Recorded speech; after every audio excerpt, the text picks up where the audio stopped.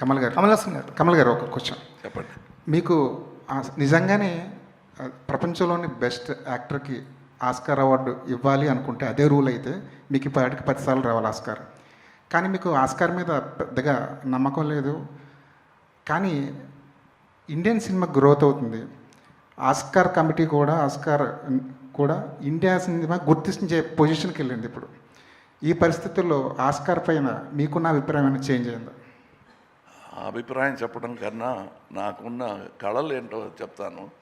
అది చెప్పి ఒక 20-25 ఇయర్స్ అయి ఉంటుంది. ఇప్పుడు I want to give world's best performance award from India to the rest of the world. I tell you the reason. పొగరుతో చెప్పడం కాదు.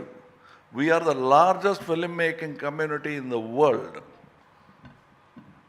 అది మనం గుర్తులో పెట్టుకొని పిక్చర్స్ తీస్తే we will become the best quality producers in the world also. ఇప్పుడు అలా చేస్తున్నామా అంటే లేదు, బట్ వీ క్యాన్.